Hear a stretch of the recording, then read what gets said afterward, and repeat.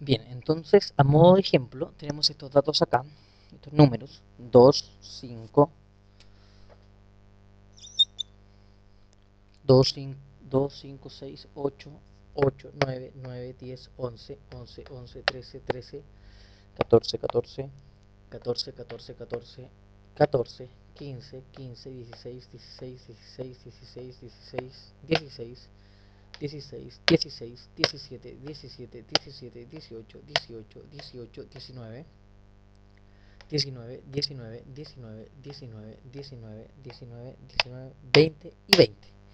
Estos datos son los puntajes obtenidos para 45 personas, son 45 datos, de una escala de depresión, o sea, mayor puntaje significa mayor depresión, tienen una depresión, ¿ya? Entonces, para determinar un intervalo de confianza para el puntaje promedio de la población, se puede reemplazar en la expresión la media muestral, o sea, vamos a determinar el intervalo de confianza. Para ello necesitamos calcular primero un promedio de esta muestra, o sea, ¿cómo sacamos un promedio de esta muestra? Simple. Tengo 45 datos y ustedes lo que tienen que hacer para calcular el promedio, sumar todos los datos, 2 más 5 más 6, los suman todos y los dividen por el total, ¿cierto? Que en este caso son 45. Ese promedio les va a dar 14,5, ¿ya? 14,5. La desviación estándar de esta muestra es S, les va a resultar 4,3. Y el valor K, este K asociado al nivel de confianza, es de 1,96 porque el nivel de confianza es de un 95%, o sea, ese es el nivel de confianza en un ejercicio siempre me lo van a dar, ¿ya? En este caso es de un 95%, por lo tanto le corresponde ese valor. Entonces luego el intervalo de confianza aproximado va a ser el siguiente. 14,6, perdón, 14,5 menos 1,96 por la desviación que es 4,3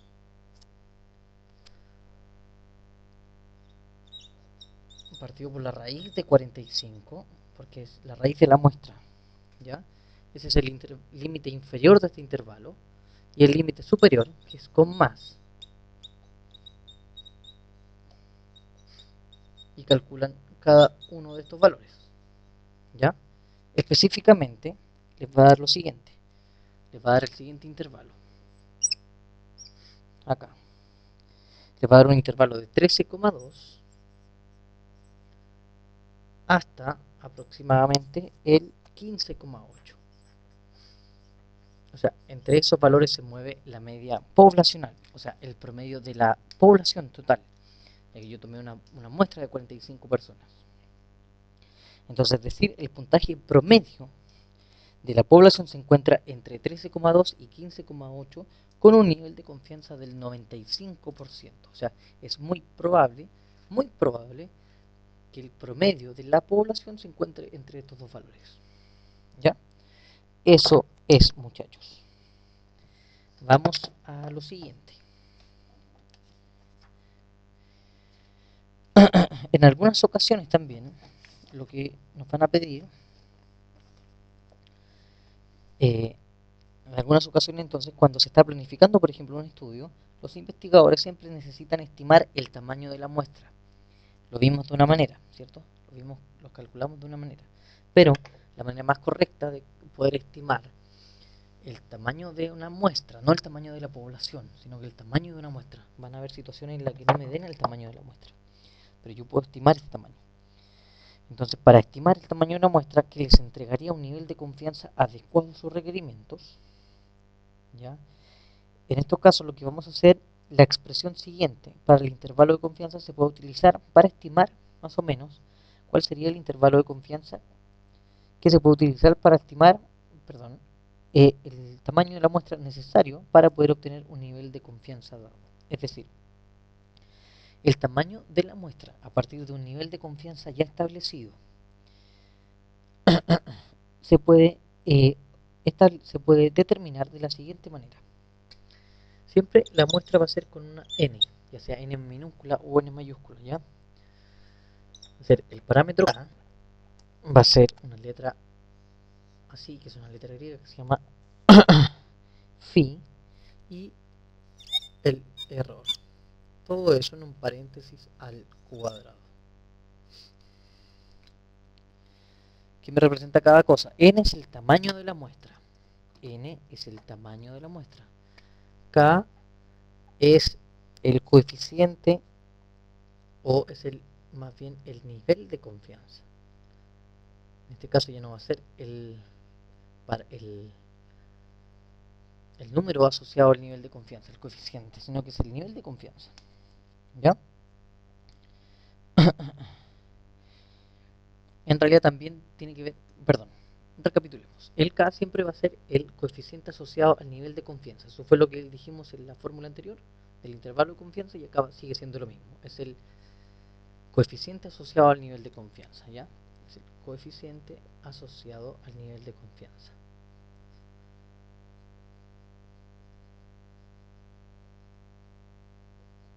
Al nivel de confianza. ¿Qué más?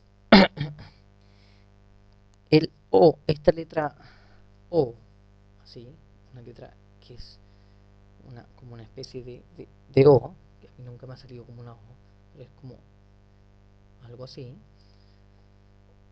siempre es como una O, algo así. Se refiere a la desviación estándar, pero de la población. En estos casos me van a dar la desviación estándar de la población. De la población. Y por último el número E, o la letra E, corresponde al margen de error. ¿Ya? Que eso me van a dar al final estos tres datos para poder calcular la muestra. ¿Ya? Ejemplo. Ejemplo. Dice, en un colegio de 1600 alumnos y alumnas se está estudiando la relación entre la estatura de los niños y niñas al nacer y otras variables. Se sabe que la desviación estándar de la población es de 1,5 centímetros. Este valor de 1,5 centímetros. Y se desea estimar la media con un 99% de confianza, ¿ya? Con un error máximo de 0,5 centímetros. Entonces vamos a estimar un 0,5 centímetros de error, no más que eso. Y como el nivel de confianza es un 99%, el coeficiente que le corresponde es de 2,58. Esos valores ustedes los van a encontrar en internet, por ejemplo, o los podemos buscar también, ¿ya? Entonces los puedo dar también, si no hay problema. Luego, para estimar el tamaño de la muestra, para poder tomar el tamaño de una muestra específica para hacer este estudio, vamos a reemplazar en lo siguiente. Vamos a reemplazar los valores acá. Eso es lo que vamos a hacer. Vamos a decir, el n va a ser igual a 2,58, que era el coeficiente de asociación al nivel de confianza, por 1,5, que es la desviación estándar de la población. Todo eso dividido el margen de error, que es 0,5. Y todo eso tenía que quedar elevado al cuadrado.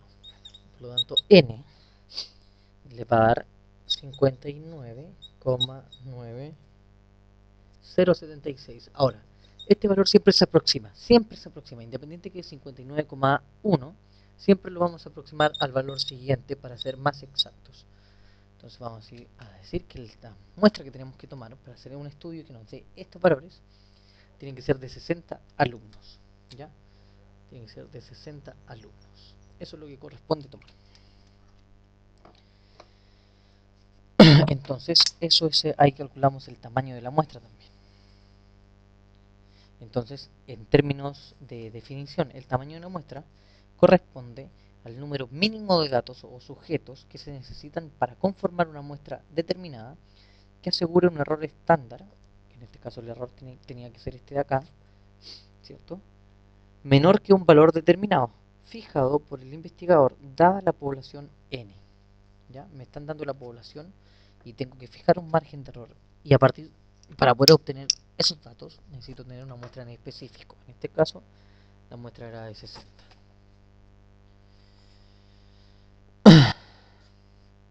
Muy bien, entonces vámonos a lo siguiente que tiene que ver con la distribución normal. Lo siguiente tiene que ver con cómo se distribuyen los datos, de qué manera se distribuyen. Y se habla de una distribución normal. Vamos a hablar de distribución normal. Entonces, la distribución normal. Les voy a leer el siguiente ejemplo. Dice, Matilda y Emiliano conjeturan acerca de cuáles son los resultados posibles de la suma de los puntos obtenidos al lanzar 3 dados. Matilda cree que es más probable que sumen 10 puntos o menos, mientras Emiliano piensa que es más probable que sumen 11 puntos o más. Para comprobar sus conjeturas, decidieron lanzar el dado 220 veces, 3 dados. O sea, decidieron lanzar 220 veces los 3 dados, ¿ya? Y luego anotar las sumas de sus puntos. En cada caso, después organizar los valores obtenidos en la tabla siguiente. Esta tabla dice la suma por un lado y la cantidad de veces que se repitió cada suma, la frecuencia. Cuán frecuente fue cada valor. Entonces, lo que hicieron acá, es decir, ¿cuántas veces les dio suma 3? 2 veces. Suma 4, 3 veces. Que sumó 5, 6 veces. Que sumó 6, 10 y así. ¿Ya? Anotaron todos los datos. Entonces, una distribución normal corresponde a una de las distribuciones de probabilidad de variable continua, cuyos parámetros son la media aritmética, o sea, yo voy a calcular un promedio, y esta letra parecía una letra O que calculamos delante, que es la desviación estándar. Se le llama normal porque es la que con más frecuencia aparece en los fenómenos reales, ¿ya? La distribución normal es la que más aparece en los fenómenos reales. Entonces, lo que podemos observar en este caso es que la tabla presenta valores centrales del 8 al 13 en este caso, presentan las mayores frecuencias, vamos a anotar todos. Si cuando lanzó 7 veces, o sea, la suma de 7 le daba 15, sumando 8 le daba 21, sumando 9 le daba 25, sumando 10 le daba 28 veces, y así, con varios más. Hasta, bueno, aquí voy a anotar los demás. Sumando 11 le da 27 veces, sumando 12, 25, sumando 13, 20, sumando 14, 16, sumando 15, 11 veces, sumando 16, 7 veces, 17, sumando 17, 3 veces, y sumando 18 solo una vez. Estas fueron las sumas que obtuvieron. Suma y la frecuencia.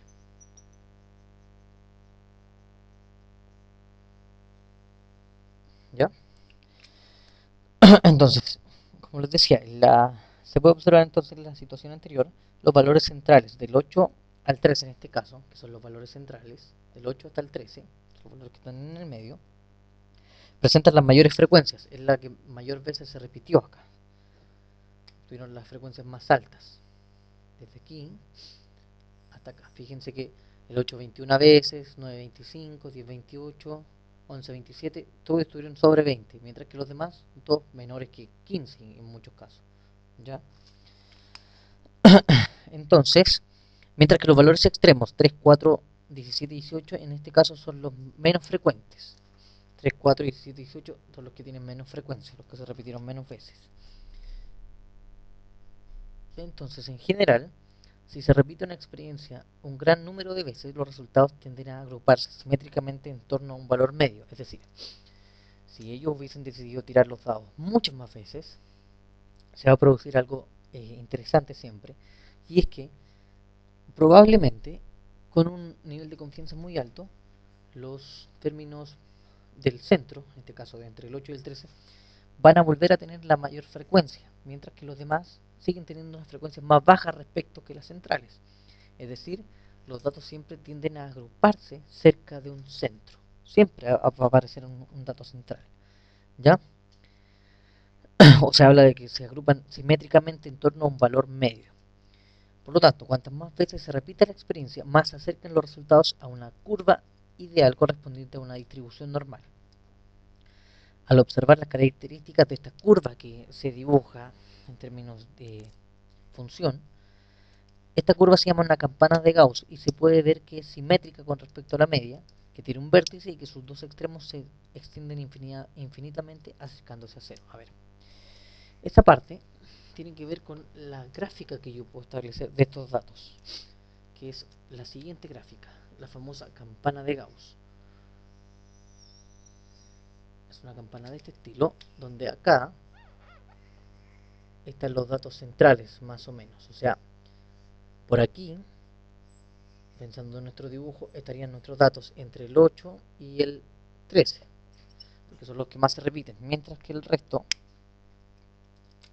estarían acá, en los extremos. ¿Ya? Esta es la famosa campana de Gauss. Gauss es un matemático muy famoso, ¿ya? Para que lo tengan presente. Campana de Gauss. La campana de Gauss siempre me va a indicar una distribución normal de datos. Esto es lo que más se repite, como les decía, en la vida real.